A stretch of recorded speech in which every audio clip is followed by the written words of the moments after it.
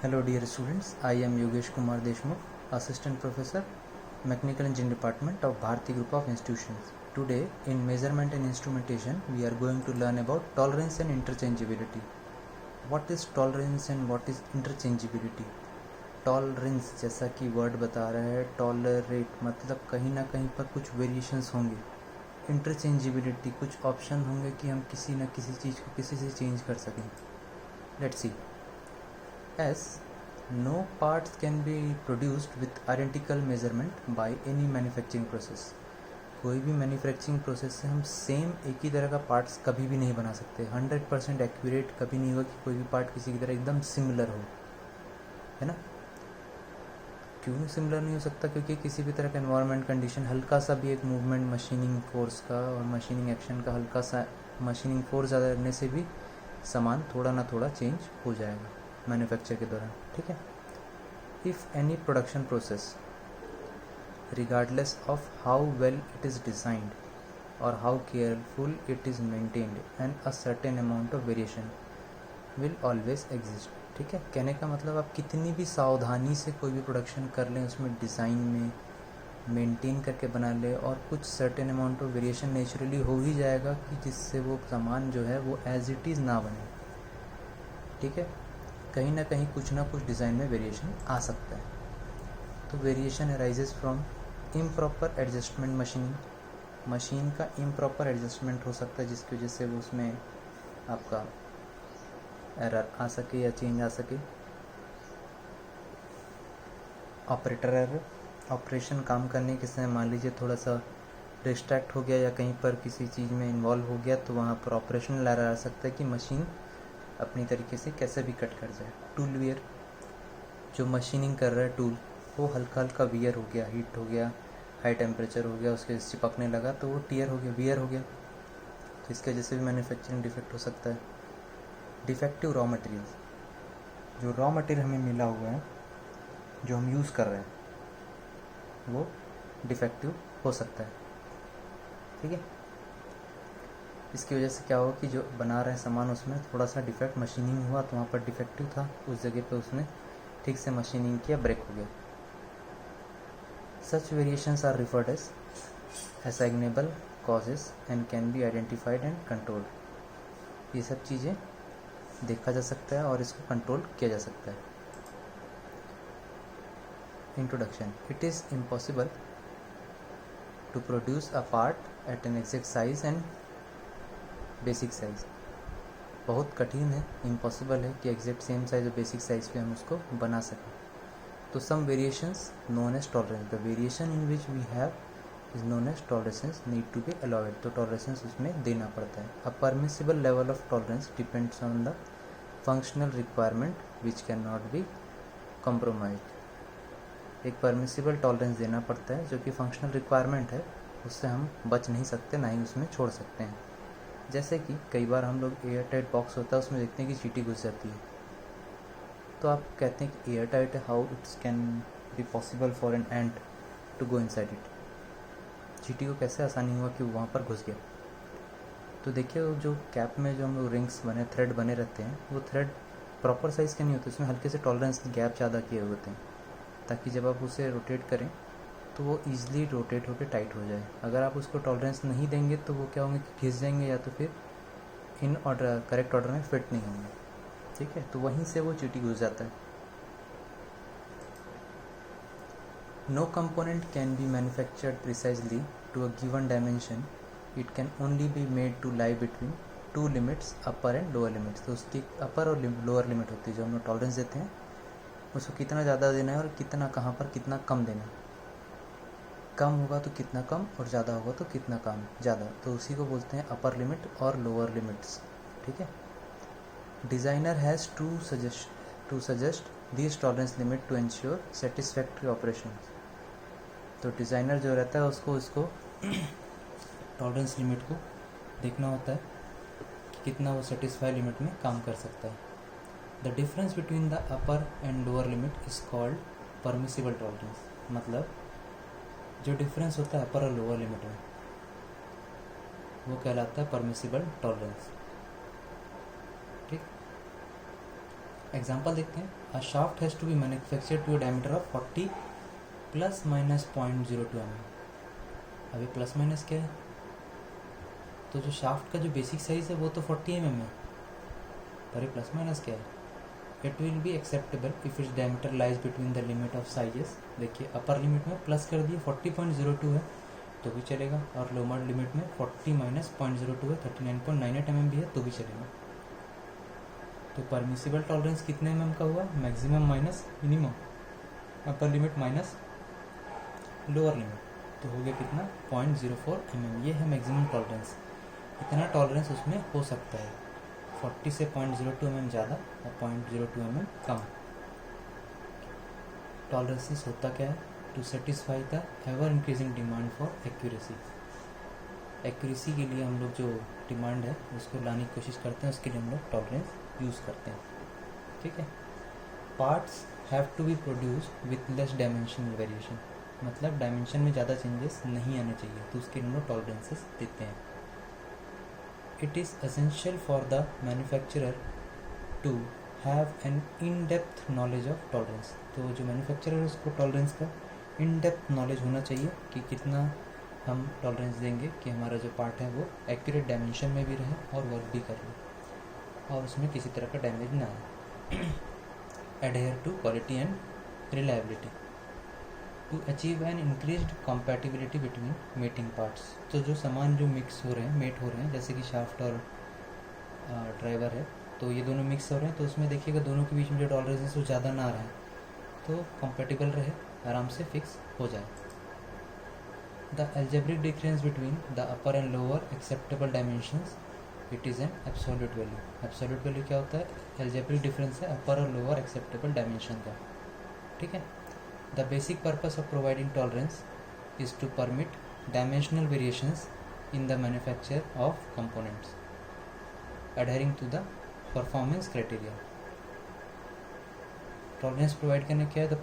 to permit dimensional variations to the manufacture of components. मान लीजिए दो कंपोनेंट है, दोनों अलग अलग जगह बन रहे हैं, तो उसमें अगर टॉलरेंस देंगे तो क्या होगा? मिक्स होने में दिक्कत नहीं करेगा. पर वही चीज़ अगर टॉलरेंस नहीं है दोनों ही सामान में, तो क्या होगा? वो टाइट होने लगेगा या फिक्स नहीं होगा. देखते हैं टॉलरेंस का एक एग्जांपल. ये एक मशीन है, देखिए इसमें ये रॉड है, टाइटनिंग रॉड, और यहाँ पर जाके टाइटर है. इसका कट सेक्शन देखिए, यहाँ पर ये दिख तो रहा छोटा सा, यहाँ पर देखिए गैप है, ये मतलब ये इसका टॉलरेंस दिया गया कि इसमें शाफ्ट घूम सके. ठीक है. वैसे ये जो पोर्शन है ऊपर नीचे हो रहा है, मतलब इसमें टॉलरेंस दिया होगा तभी ये ऊपर नीचे हो रहा है. वैसे ये होल्ड हुआ है इस जगह बेंच पे, तो यहाँ पर भी एक टॉलरेंस दिया हुआ होगा. देखिए नेक्स्ट डायग्राम में, ये देखिए ये यहाँ पर 100 mm का 1000 mm का है. ठीक है. और ये डायमीटर कितना है? 500 mm का इसके अंदर का. ठीक. ये है आपका 6 सेंटीमीटर का. वैसे यहाँ पर देखिए हर एक जगह पे टॉलरेंस दिया हुआ है ताकि उसमें कम ज़्यादा हो सके. टॉलरेंस, अगर टॉलरेंस को देखा जाए तो मैन्युफैक्चरिंग कॉस्ट और वर्क टॉलरेंस के हिसाब से अगर ग्राफ देखा जाए तो tolerance is a trade off between the economical production and the accuracy required for proper functioning of the product. तो जो हमारा टॉलरेंस जो है वो मैन्युफैक्चरिंग रिक्वायरमेंट के हिसाब से, वर्क टॉलरेंस अगर हम लोग ज़्यादा देते हैं तो मैन्युफैक्चरिंग रिक्वायरमेंट कम हो जाएगा, और वर्क टॉलरेंस वही कम देते हैं तो मैन्युफैक्चरिंग जो कॉस्ट है वो बढ़ जाएगा. ठीक है. अब क्लासिफिकेशन ऑफ टॉलरेंस. 4 तरीके के टॉलरेंस होते हैं: unilateral tolerance, bilateral, compound tolerance और जियोमेट्रिक टॉलरेंस. ठीक है. यूनिलेटरल. तो यूनिलेटरल टॉलरेंस वो होता है when the tolerance distribution is only on one side of the basic size. मतलब एक बेसिक साइज है शाफ्ट का, और इसमें देखिए ये एक ही साइड में टॉलरेंस दिया जा रहा है. ये बेसिक साइज था, इसमें या तो ऊपर दे दिए, ये देखिए ये ऊपर की तरफ दे दिए, तो ये क्या यूनिलैटरल, एक ही तरफ बढ़ा दिए. और दूसरा क्या है, इसमें या तो पॉजिटिव होगा या नेगेटिव होगा, पर दोनों एक साथ नहीं होगा. पर बाइलेटरल में क्या हो सकता है? यूनिलैटरल टॉलरेंस देखिए, below zero line negative, zero line के नीचे नेगेटिव, पूरा नेगेटिव वैल्यू. ठीक है, यहाँ पर डायग्राम देखिए, अपर लिमिट ये लोअर लिमिट है, ये अपर लिमिट है, ठीक है, ये जीरो लाइन है। तो इतना टॉलरेंस यहाँ पर मिला, जो ग्रीन पोर्शन दिखा रहा है टॉलरेंस जोन, ठीक है। वैसे यहाँ पर देखिए लोअर लिमिट अपर लिमिट और ये टॉलरेंस जोन जीरो लाइन से नीचे है, तो ये टॉलरेंस जोन पूरा क्या होगा, नेगेटिव, ठीक है। अब पॉजिटिव के लिए देखिए क्या हुआ, लोअर लिमिट जीरो लाइन पे है एकदम और अपर लिमिट जीरो लाइन से ऊपर, तो ये जो टॉलरेंस है ये क्या हो गया, पॉजिटिव। सेम वैसे यहाँ पर देखिए लोअर लिमिट जो है वो जीरो लाइन के ऊपर था और अपर लिमिट को ही और बढ़ा दिया, मतलब ये क्या हुआ, टॉलरेंस जोन। ये या तो अब यूनिलैटरल में क्या होगा कि या तो पूरा ऊपर या तो पूरा नीचे, ठीक है। और बायलैटरल में क्या होगा, दोनों side. When the tolerance distributions lies on either side of the basic size, ठीक है। ये देखिए ये एक शाफ्ट है, शाफ्ट का ये लोअर लिमिट यहाँ पर है और अपर लिमिट ये ऊपर की तरफ है, और ये जो टॉलरेंस जोन है वो ग्रीन जोन क्या हुआ है, जीरो लाइन में ऊपर नीचे दोनों तरफ गया है, ये क्या है, बायलैटरल, ठीक है।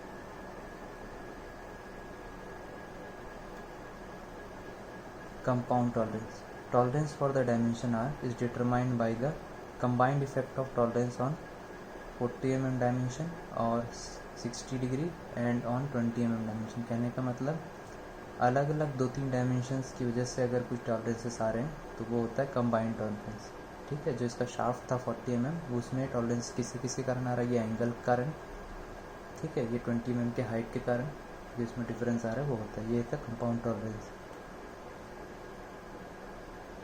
Geometrical tolerance. Geometrical dimensions and toleration is the method of defining part based on how they function using standard symbol. देखिए ज्योमेट्रिकल टॉलरेंस कैसे देते हैं, एक शाफ्ट बना हुआ है, यहाँ पर दो शाफ्ट है, यहाँ पर ये x दिया हुआ है, इसका diameter of cylinder can be concentric with each other, ये दोनों का सिलेंडर का डायमीटर कॉन्सेंट्रिक है, एक ही एक्सिस में चल रहा है। The proper fit between the two cylinders, both the center line to be in line, दोनों का सेंटर लाइन एक ही लाइन पे होगा, प्रॉपर फिट है। This information is represented in feature control frame, एक फ्रेम पे, फीचर कंट्रोल फ्रेम पे इसको रिप्रेजेंट किया जाता है। 3 बॉक्स से बना होता है, पहला बॉक्स इसमें बताता है, देखिए फर्स्ट बॉक्स क्या बताता है, on the left side indicate the feature to be control, मतलब ये देखिए यहाँ पर गोला गोला बना है, मतलब ये क्या है, सेंट्रिकली कॉन्सेंट्रिक है, ये बता रहा है कॉन्सेंट्रिक है, दोनों शाफ्ट एक ही सेंटर से एक्सिस पास हो रहा है, ठीक है। Centre box indicates distance between the two cylinders and centres can not be apart from more than 0.001 tolerance, मतलब जो इसका सेंटर पार्ट है इन दोनों के बीच का जो डिफरेंस है वो 0.001 mm से ज़्यादा नहीं है, टॉलरेंस है। Third box indicate that the datum is with x, datum जो है वो एक्स के साथ है, डेटम जो है बेस लाइन, ये बेस है, ठीक है, इसका डेटम जिसका सेंटर है इससे दिया गया। ज्योमेट्रिकल टॉलरेंस के सिंबल्स देखते हैं यहाँ पर। स्ट्रेटनेस को कैसे डिफाइन करते हैं, ये स्ट्रेट लाइन काले से, ठीक है। सर्कुलैरिटी को सर्कल बना देते हैं, फ्लैटनेस के लिए ये रोम्बस बना देते हैं, ठीक है। सिलेंड्रिसिटी, अगर वो सिलेंड्रिकल फीचर है तो सर्कल बना के दोनों एंड पे टेंजेंट लाइन बना देते हैं। प्रोफाइल ऑफ लाइन कैसा है, आउटलाइन के लिए ऐसा सेमी सर्कल आधा बनाते हैं। प्रोफाइल ऑफ सरफेस, सरफेस के लिए सब क्या करते हैं, क्लोज कर देते हैं, सेमी सर्कल के लिए खुला रखते हैं और सरफेस के लिए क्लोज कर देते हैं, ठीक है। परपेंडिकुलरिटी, परपेंडिकुलर शो करने के लिए ऐसा परपेंडिकुलर लाइन बना देते हैं। पैरेललिज्म, पैरेललिज्म के लिए क्या करते हैं, यहाँ पर 2 पैरेलल लाइन बनाते हैं। एंगुलैरिटी, एंगुलैरिटी के लिए यहाँ पर क्या करते हैं, एंगल जैसा ऐसा रिप्रेजेंट करते हैं, ठीक है। ये थे टॉलरेंस के ज्योमेट्रिकल पोर्शन। देखिए यहाँ पर भी आप सर्कुलैरिटी शो करने के लिए सर्कल बनाए थे लास्ट में, ठीक है। वही है सिम्बॉल्स की कैसे उनको रिप्रेजेंट करते हैं, ओके। देखिए और भी है कुछ। पोजीशन, 3 डायमेंशनल अगर पोजीशन है तो क्या करते हैं, एक सर्कल बना के उसमें चारों तरफ सेंटर पॉइंट से मार्क करते हैं कि इस पोजीशन पे होगा, ठीक है। सिमेट्री के लिए ये इस तरीके से बड़ा लाइन और दोनों आजू बाजू सेम टाइप के लाइन।